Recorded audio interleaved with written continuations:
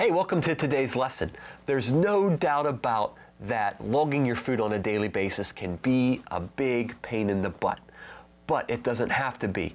In literally just a few minutes each day, you should be able to log your food once you get better at searching for foods and then entering into the system.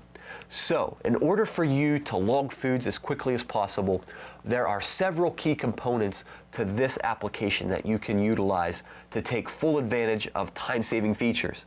The first is food groupings, and I want to show you that right now.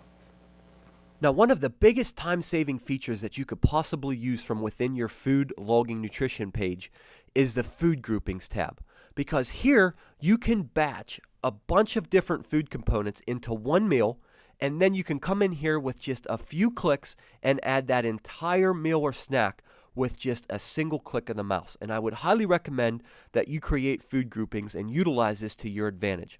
So we're going to actually create a food groupings breakfast.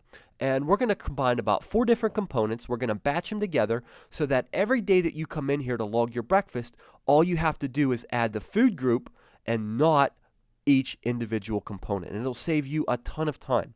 So we're going to come in here and we're going to start adding some foods. But before we do, we have to create a food group name. So we're going to do that by clicking the Create New Group. And we're going to call this My Favorite Breakfast. I'm just going to show you a quick example of how you do this. Okay, we have it ready. There's My Favorite Breakfast. To begin, we have to come down here and type a name in the food search box. So we're going to start with, once again, adding some skim milk. So we're going to type in milk. Actually, I'll show you. You can type in skim milk too here. But remember, the less that you type, the better results that you're going to get. It's just we're going to have to scroll down a little less to find this one. Okay, there it is. We have, we're going to say 3/4 of a cup. So we're going to type in 0.75, where you're going to use 3/4 of a cup in this breakfast. Okay, we're going to add food to group. There it is. It's added to this component. We need to add some more components now. So we're going to come back down here, put our cursor in search of food, and we're going to add our cereal now. Okay, so we're going to have some post-shredded wheat. Okay, now here's another example just real quick about ways that you will not get good results. I just typed in post, and then there's a space there. I clicked the space bar, and you can see there is nothing here that is posted. If I click the backspace and take that space away from the space bar, there, look, it just populated everything now that has the post cereal in it. So another example of typing and hitting the keyboard too much will give you very poor results, but the less you type, the better. So down here, I'm going to click on the shredded wheat spoon size Wheaton Bran. We're going to have a 1/2 cup of that.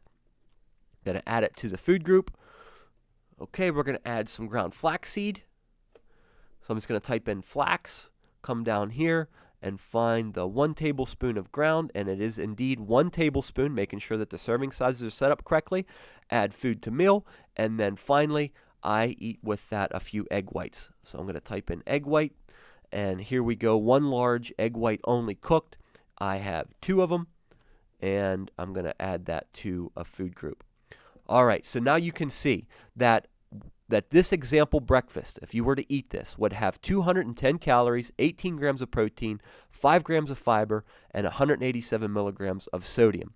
If you would come back out to your food groupings now and click on this drop-down box, there's your breakfast, My Favorite Breakfast. And if you click on that, it's going to populate this box with all those components.